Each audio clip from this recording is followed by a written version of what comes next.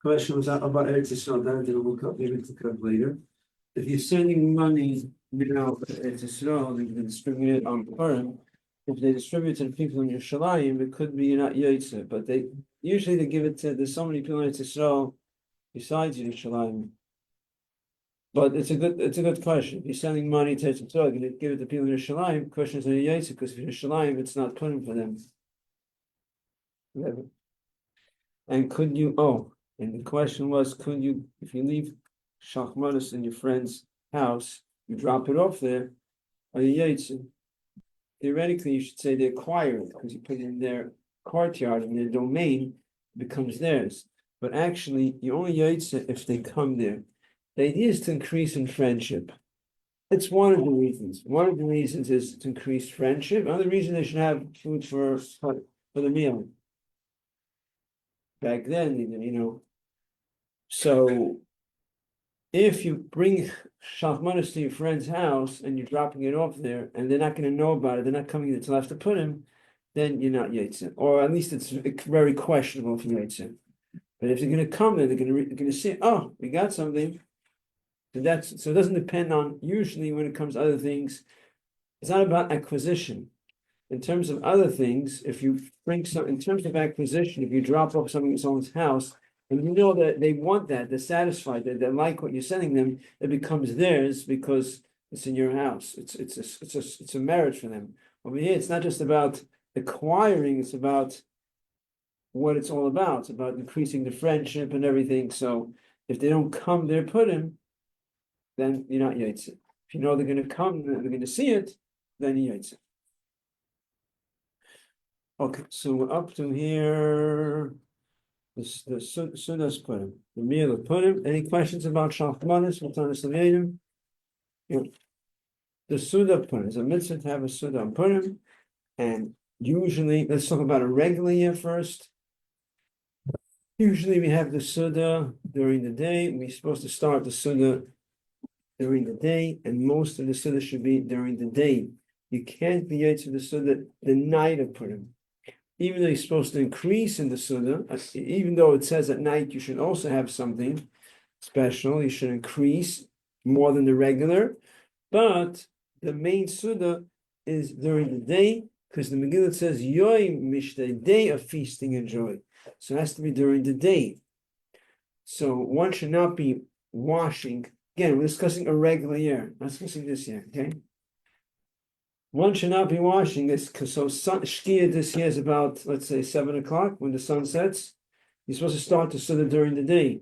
You're not supposed to be starting the meal like right before sunset, and then you eat a kazayis of challah before sunset, and then continue to the night, and now you started during the day, which I started during the day. That's like very b'diavad. It's not proper.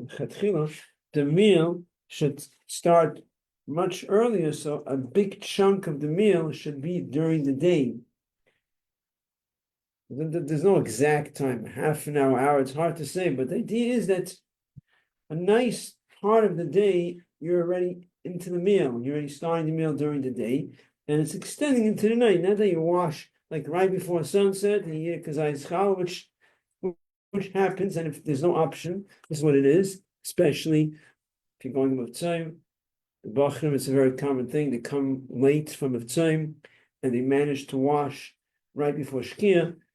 That's a whole different situation. They're involved in good things. They're caring about other people, making sure they hear people do the basic mitzvahs of Megillah and Matanos Yenim and Shalchmanis, and that's part of our Mesiras Nefesh.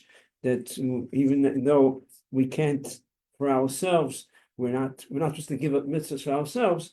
But in terms of beautifying mitzvahs, that is considered a part of Mesiras Nefesh that we give up from the beautification of the way we do mitzvahs, so we can help other people do basics.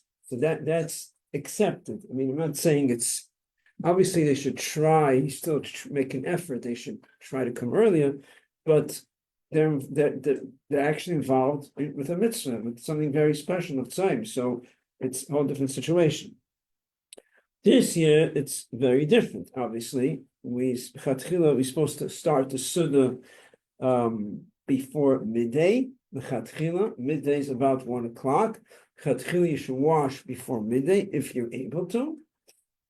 If you're not able to, if it's difficult, I know for myself, I'm discussing with my wife what's going to be, and it sounds like we're not going to be able to do it before midday because our kids are running around, Shalchamanis, and Purim should be a day of stress where, okay, if we have to be back before 1 o'clock because we're starting the meal.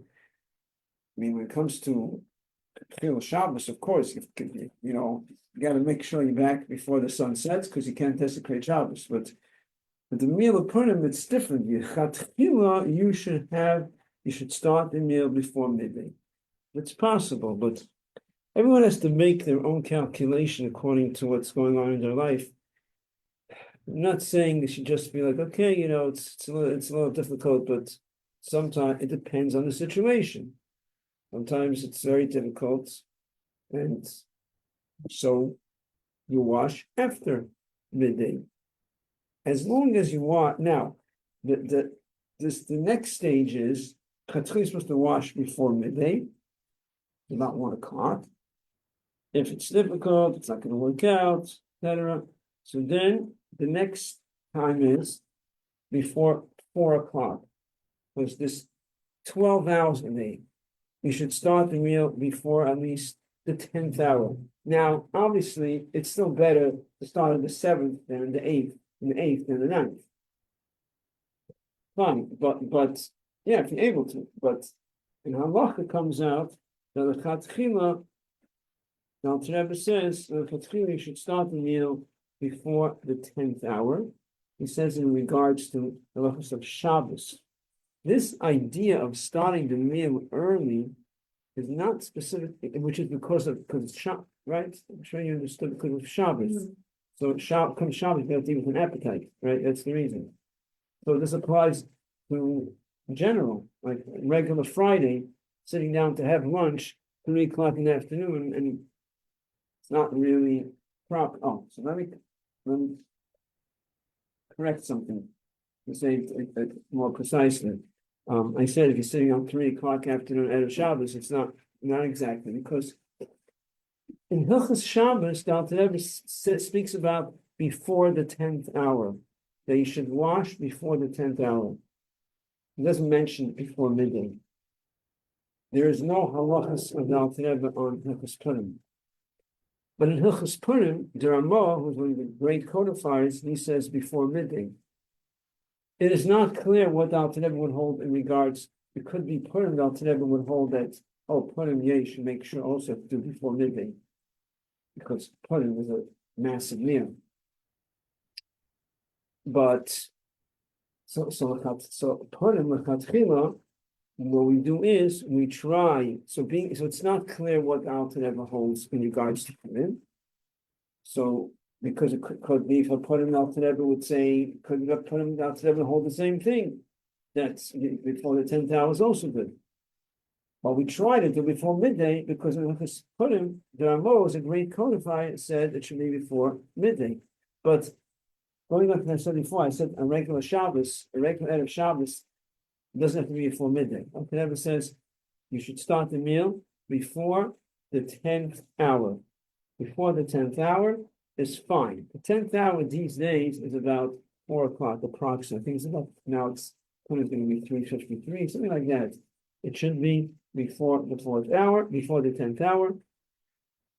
So on a regular Erev Shabbos, if you're washing for a meal, you're supposed to make sure to wash before the 10th hour.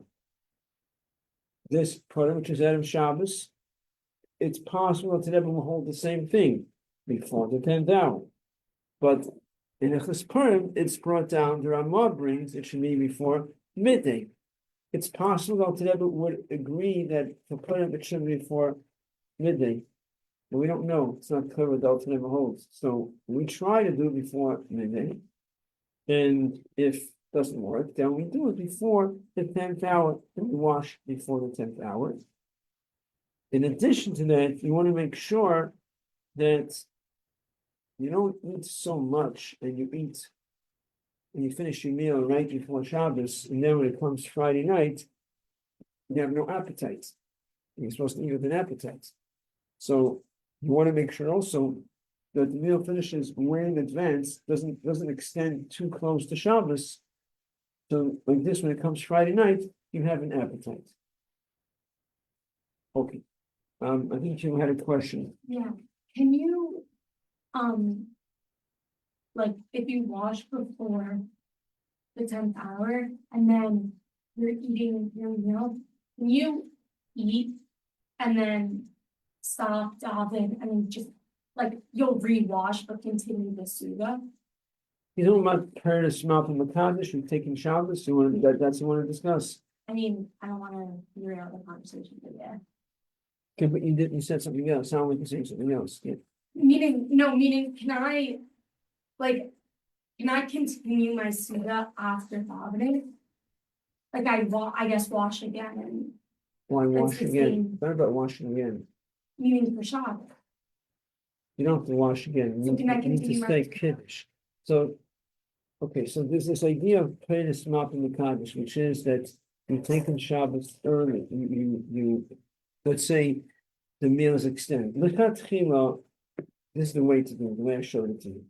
That you try to make the meal as early as possible, early before midday, if not, whenever you could, at least before the 10th hour. Once if you didn't wash, it's already the 10th hour, so you don't wash, you do wash. But still this point, you have to wash. The idea is that you try, the idea is to do it as early as possible so you have an appetite at night. But if you started the meal late, then that's what eat. You're not going to minimize how you eat, but you're not going to only have to have a quick meal because it's Purim. Yeah. Now, the question is, if your meal ended up extending so long, what about accepting Shabbos? Right? So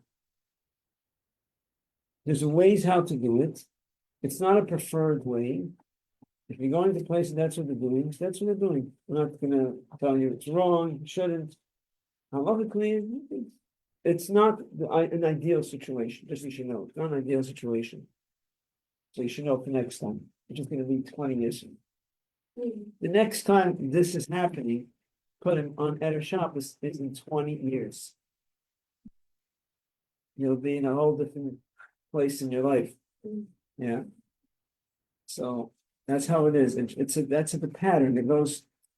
It jumps, it could be, we had once and then 4 years later, and then it jumps 20 years. It's the calendar works in a certain way. That's how it is. So if this is what's happening, that the meal is it's going on and it's getting close to Shabbos, and instead of benching, you want to just accept Shabbos. You could do it, you could accept Shabbos, but there's a lot of things you have to be aware of. You have to make sure to bench lich, obviously, before Shabbos. You have to make Kiddush. Once it comes Shkia, the sun sets, you can't eat anymore. Before Kiddush, you can't even drink once it's Shkia. You have to stop eating and drinking. Now comes Kiddush. Now, when you say Kiddush, do you say Agofen? If you drank wine during the meal, there's no Agofen. There's only Kiddush. Now the question is, I think we brought it up last time and I looked into it later. Question was, we spoke about it, I think. But the women don't drink wine, so they didn't say Agofen. It's making Kiddush for women. So if a man is making Kiddush for women, he could say Agofen for them. Because he's saying it for them, it's part of Kiddush. And they didn't drink wine. So then he could say Agofen because it's for them. But then when you continue eating the meal, you don't say Amaitzi again. That itself is questionable. The reason why we don't say Amaitzi is not because it's for sure that we don't say Amaitzi, because there's a doubt if we say Amaitzi. Some people say you should say Amaitzi again.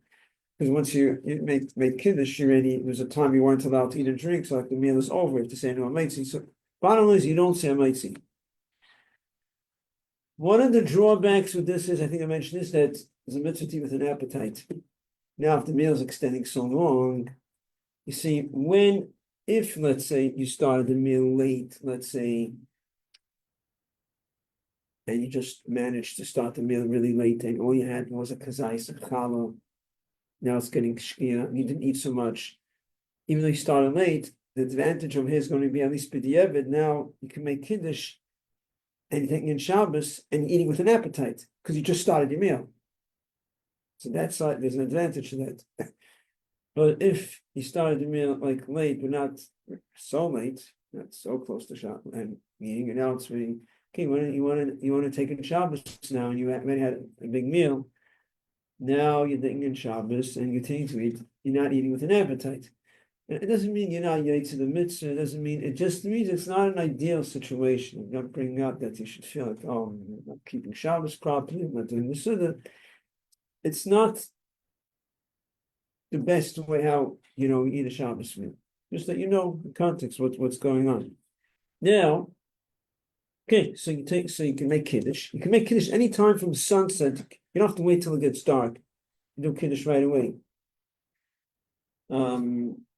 Maybe some wait till it's dark. Maybe there's such a need to wait. You can make, but you can make kiddush right when it's sunset.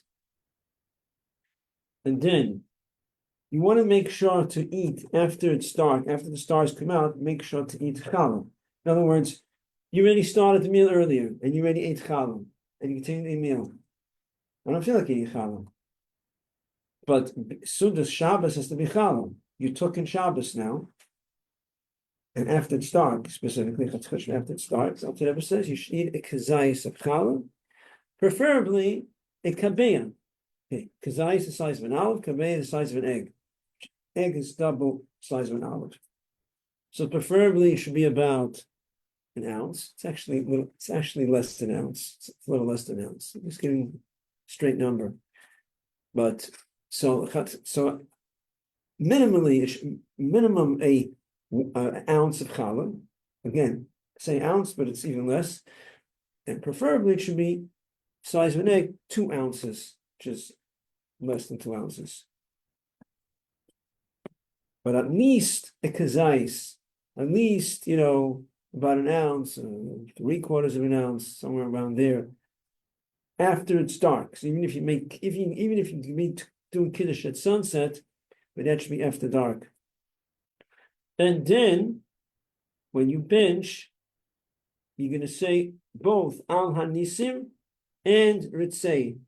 You insert both for Hanukkah and Shabbat. For Purim, sorry, I didn't drink, I promise you. It's for Purim and Shabbos. Even though how can it be both? There's a whole machlokes in Shulchan Aruch if what you should do. The halach is, the bottom line is, it's based on a letter from the Rebbe, from the Frierdiker Rebbe. Bottom line is, that's how you do it. The pile, that's how it's done. Because you ate on Purim, so there's an obligation. There's an obligation to bench on Purim. There's obligation then. It just you didn't do it till now, and now it's Shabbos, and that's why it's only if you ate. I mean, the reason why you're eating at night Shabbos is because of the mitzvah of the Shabbos. But also, if you don't eat, you cannot say ritzei. So you have to keep that in mind. If for whatever reason you can't, let's say it's not proper. Maybe someone has a situation that's they can't eat challah. They couldn't. Something happened. They couldn't eat any more challah. Now, when you bench, you will not say ritzei, even though it's Shabbos. You won't say ritzei. Only say ritzei because you ate on Shabbos. Otherwise, you're benching because why are you benching Shabbos? Because you have an obligation. You ate challah. Where did you eat challah? Purim. So you don't say ritzei, even though now is Shabbos. You will not say ritzei. There are opinions that say you anyways, but there is machlekes arguments in all directions over here. We're talking about bottom line is you don't say ritzei on Shabbos unless you actually ate challah on Shabbos. And people have to be careful with, the drawbacks of extending the meal into Shabbos is that sometimes the men lose themselves a little bit. They drink, and they become a little, and when people drink too much, sometimes they do things they're not supposed to. In general, this can happen in general, and besides this, in the regular Purim, sometimes the issue is that they drink too much and then they behave the way they're not supposed to.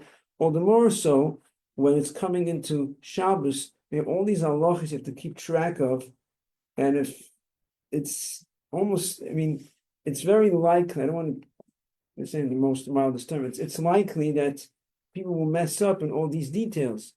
Because as it is, even in things that they know what to do, day to day, they know basic halachas, but so that people drink, they end up doing things they're not supposed to. Here, you have to keep track of a whole new thing. Like if you make kiddush, and you have to remember to do this, and you don't say about, and you have to bench and say an alanissim. So that's why it's not an ideal situation. But if someone is doing it, they have to make sure they know the halachas. Okay, so there's a minig to have kreplach. Kreplach in English is called dumplings. You know what kreplach is? The dough with the meat inside or with chicken inside. And that's a minig to have on Purim. Reason is because it's a hidden Yom Tiv. So there's a mitzvah to eat on Yom Tiv. And it's a hidden Yom Tiv. Why is it hidden Yom Tiv? Hashem's name is in the middle. Huh? Because of Hashem's name. Okay, that also. There's many reasons. I was referring to the reason because when everyone's driving a car, people are doing malachi, putting on lights, doing everything you're allowed to. So on one hand, it's Yom Tov. On the other hand, you don't really see the Yom Tov because you can do whatever you want. So it's sort of like a hidden Yom Tov. I had a question. Yeah. With the Paris Machma, like when do people daven Mar like how much Shabbos? Good question. So they will do Ma'ariv after the bench. And why? And again, hopefully they'll be able to have Ma'ariv. You know, and usually, I mean, most people are okay saying sometimes people they lose themselves, but it's a thing. All this halachas you have to keep. Drink a lot, and the sun is extending, and usually a Shabbos meal. You don't daven after Shabbos meal. Who davens after? So now they have to keep track, and they're drinking. So that's why there's so many things going on. It's not something that's recommended. Spiritually, there's no advantage in this. Generally speaking, I'm not negating if someone has a reason why they're doing it. There can be sometimes good reasons in their situation, whether it's a Chabad house or this or that. But generally speaking, it's not in itself is not something that's like, wow, pay the smop is like a very special. It's kosher, you get away with it, but it's not. I was gonna say, but it's not about davening, right? So something else. Oh, it's about drinking, right? So the Rebbe made a gzeira many years ago, a decree that you're not allowed to drink mashke more than 4 l'chaims. You know about it till 40, right? And there's a lot from the Rabbanim that it also applies to Purim. The Rebbe made it clear it also applies to Purim till 40. That's what the decree was. My brother many years ago told me a very cute line. It says his line. He says, "Why did Rebbe make the gzeira only till 40?" There's ways how to explain it. He said because after 40, you have to have your own brains not to drink. Okay. So there's a mitzvah. Oh, mitzvah. Okay, the mitzvah of drinking. Now, there is a mitzvah not to drink until you don't know between. I'm not going to go into this briefly because we don't have so much time. There's a mitzvah to drink until you don't know the difference between curses Haman, blessed Mordechai. How is this mitzvah practically done these days if we don't encourage drinking? These days it says that the main thing is we should drink more than what, and it doesn't apply to women. The mitzvah of drinking on Purim is not for women. It's not. I'm not saying you want to take a little drink and think but it's not for women. For women, it's extremely improper. It's not goes against all what our values of tznius and everything. It's not for women at all. Shouldn't be. It's totally. Now for the men, it should be. They should drink more than what they usually drink, a little more than what they're accustomed to get them to be freilich, to be happy, to be joyous. That's it. That's good enough. And if they really want to be strict, if they drink enough that they get tired and they fall asleep and they sleep, then that's doing it an even nicer way. But more than that is not proper. Now the question is why? Because the Gemara does say it's a minig to get drunk. It's a minig. The Gemara says one is obligated to become intoxicated on Purim. That's what it is, to become intoxicated until he doesn't know the difference between cursed is Haman and blessed is Mordechai. So it used to be that people were on a much higher level, and when they did things, they did it l'shem shemayim, the sake of Hashem. They didn't do it for their own, own enjoyment. But it's very different now. And many people use it to their advantage. And if it's not l'shem shemayim, then the result is that they end up messing up in many mitzvahs, because when you're doing l'shem shemayim, it means they're very careful. They want to do things properly. So that means the person he's careful in everything else. Also, the person just doing it his own enjoyment. So that means he's not so careful in mitzvahs. So now that means he's not so careful in other things too. So when he's getting drunk, what happens? He starts doing things. He starts messing up in things that okay, he doesn't have a mincha, he doesn't bench, he says lashon hara, or he hurt someone. So when it's not l'shem shemayim, it's like you lose more than you gain. That's basically what it amounts to. That's why it's totally discouraged these days, unless someone is on a level that it's mamish doing it l'shem shemayim because he wants to keep like he's careful with anything else. Someone was telling about a certain chassid, the times of the Rebbe used to fabring after Purim. It was a Purim fabring. Remember, it comes to the Purim, after Purim, it was a fabring. So Kranai, there's no such thing as drinking. Because people came to the Rebbe's fabring and you can walk to fabring drunk, no such a thing. So I'm talking about a certain chassid, it was a big chassid, but he's very careful in mitzvahs. He said that this chassid used to have to sit in the morning and get drunk in the morning. Then he would think how to sleep, and he would sleep it off. He came to Fabring, and he was, because he was very careful to keep this halacha. Okay, so there's a minig to dress up on Purim. What is the idea of dressing up on Purim? Anyone know the reason why we dress up on Purim? It's not like you let out like your real self or something, like your inhibitions. Could be. There's many reasons. I know the reason. Okay, so one of the reasons is because we give out tzedakah to poor people, and sometimes people aren't comfortable asking for tzedakah. So if they dress up, no one sees who they are. That's the reason. It used to be that the poor people themselves used to come. I mean, now you also have it in a different way. Now you have you have organizations and kronites that help poor families. People aren't going to come, begging in their own town for money. So, whatever, it's a different situation. But it used to be that it was very common that people are going around asking for tzedakah, so they dress up. Another reason is because the reason was enclosed in nature. Was a nest, was Purim a miracle? Yeah. But as Melumish V'Tev was enclosed in nature. Esther was in the palace, and she went to Achashverosh. She intervened on the Jewish people. She was a queen, and she saved the Yidden. It doesn't look like a miracle. It was a miracle, but it doesn't look like it was a miracle. It was enclosed in nature, and that's exactly what we're showing by dressing up. We're making a statement that the way I look, the way you dressed up, it's not really what it is. I'm really something else. It was a miracle that happened. That's the idea behind it. I'm dressed up like this person. Just like the miracle Purim, it looks like there was no miracle, but really it was a miracle. That's what we're trying to say. The other reason why we dress up is because the whole Megillah is talking about dressing up. I mean, not just about dressing up, but there's a lot of talk about dressing up.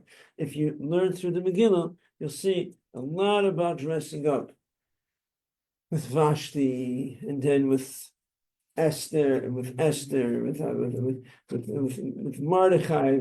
It's all about dressing up, and Achashverosh said that Vashti should come wearing her crown, and then Esther got dressed up to go see Achashverosh, and then Achashverosh told Haman to take Mordechai and dress him up, and then later Mordechai, after the miracle, Mordechai dressed up. So there's a lot about dressing up. So that's another reason why there's a meaning to dressed up. So we're expressing what the Megillah is about. There's a lot about dressing up this way, dressing up that way. Now, what's the idea of Hamantashen? Hamantashen has 3 corners. The reason why it has 3 corners, because it's connected to the number 3. Number 3 is connected to Purim, and Purim is connected to Matan Torah, Shavuos. So Matan Torah, the giving of the Torah, has a special connection to the number 3, as we'll explain. And Purim also has a special connection. Purim is connected to Matan Torah. Now let's explain what we're saying over here.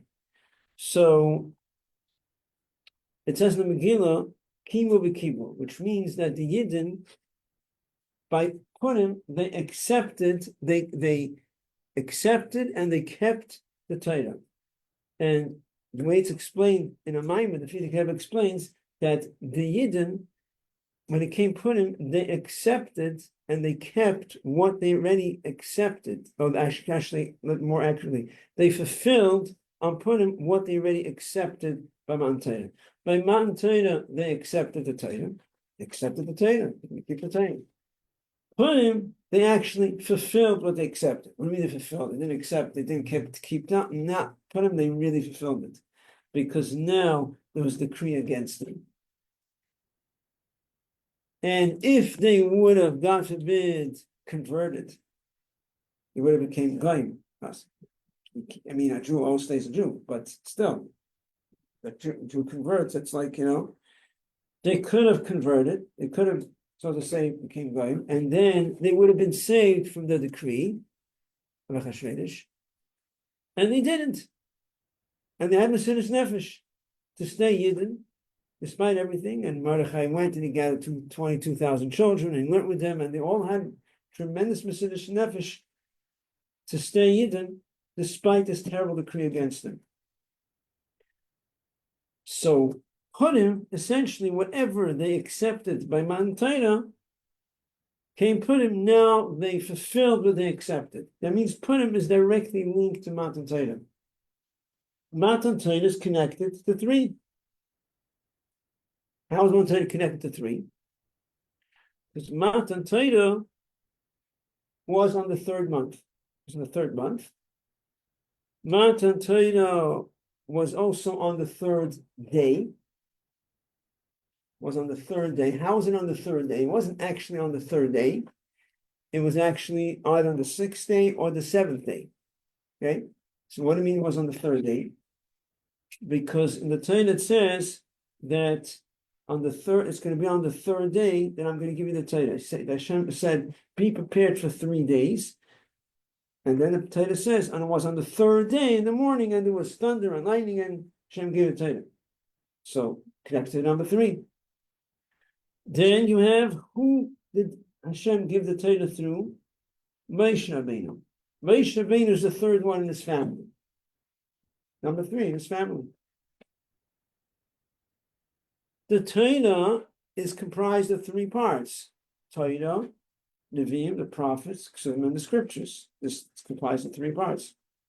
Torah, now that's Torah. The Jewish people are comprised also of 3 parts, 3 types of Jews. Koyanim, Levim, Yisraelim. So Matan Torah is all about 3, all connected to 3. That's why Purim is also, and Purim is connected to Matan Torah, as we explained. So Purim is also connected to number 3. That's Dismiss. hmm? This dismiss on the bottom right. Yeah. So Matan Torah is connected to 3. Purim is connected to Matan Torah because Purim we fulfilled what we accepted by Matan Torah. So that's why Purim is also connected to 3. That's the idea. It's one of the explanations of the Hamantash, the 3 corners, the number 3 connected to Matan Torah. That's one explanation. There is also another explanation, and that is that Haman, the word Haman Tash, in Aramaic language, Tash is tough shin. I mean, people, the way it's written now, when you write in Yiddish, Haman Tash, and I believe they write Tes Aleph Shin Tashin, Haman Tashin. But in Aramaic language, I think that's how you write. I think that's how, when people write Haman Tash, they never write these words in Yiddish. But I think that's how you write it, Tashin. I think Tashin. But in Aramaic language, Tash means weak. So it says that what weakened Haman. So what do you see on Haman Tash? 3. The 3 correspond to the 3 patriarchs of Avraham, Yitzchak, and Yaakov. Meaning, what weakened Haman was the 3 patriarchs. In the language of the Medrash writes that Haman saw, so to say, when he realized how powerful we are, our foundation, we have such a strong foundation of the patriarchs, this weakened his power. It's even Haman Tosh in Aramaic means weak. Haman became weak when he saw our power, our strength from Avraham and Yaakov. This weakened him.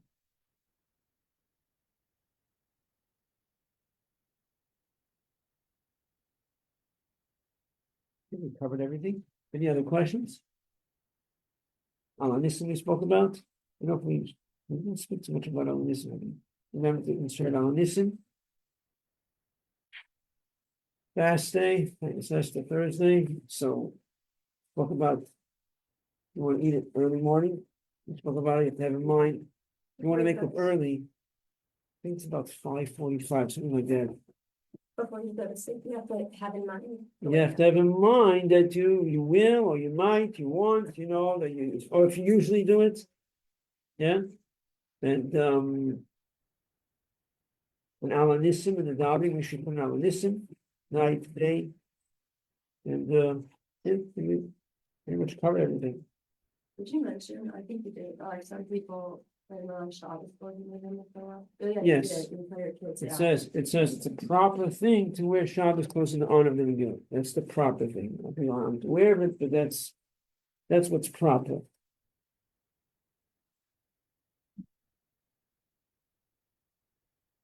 We covered everything. See if anything I missed. There's a meaning of banging Haman, which you know already. It's a meaning that's accepted in those that were against it, but the Frierdiker Rebbe was particular about the meaning he would bang Haman. There's something, though it's a meaning that there's a kedusha to it. There's something about not just the bang. It started off with a meaning. You know where it started off from? Shemach, it's brought that it started off with a meaning that the children would make a picture of Haman or write his name on a piece of wood. Then would take another piece of wood and bang it. Why? Because it says in the Torah, you should race Amalek. So they're racing Amalek. That's where it came from. And from that came the meaning when you hear the Haman and by Megillah, people are banging. So there are those that say, no, it's not a good meaning because it disturbs this. But there were big tzaddikim, including the Frierdiker Rebbe kept it. So it's a meaning that we keep, that we bang Haman. Our meaning is that we only bang when there's a title. I don't recall the reason. I want to look it up. I didn't get to it. There's a reason we only bang when there's a title. Haman Hagogi, Haman Arah. It's like 8. I think it's 8 times in the Megillah. It's either 8 or 9. I think it's 8 times that we bang.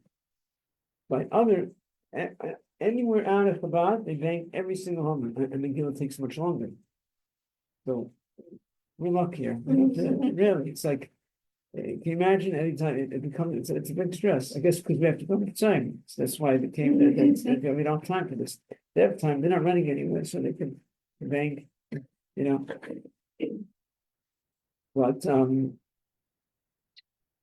But you have to be but it's important to keep in mind that it has to be limited, because a lot of times kids continue banging, and while the Bakayda is reading, not in every show the Bakayda waits, they don't always wait so long. It's more or less quiet, they continue reading, and then people are missing out. So we just have to keep that in mind.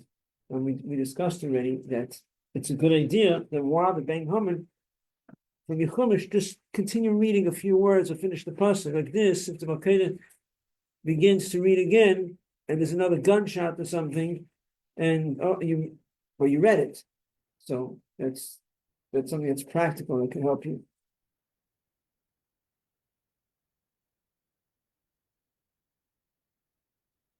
Okay. Have easy fast and if you put him.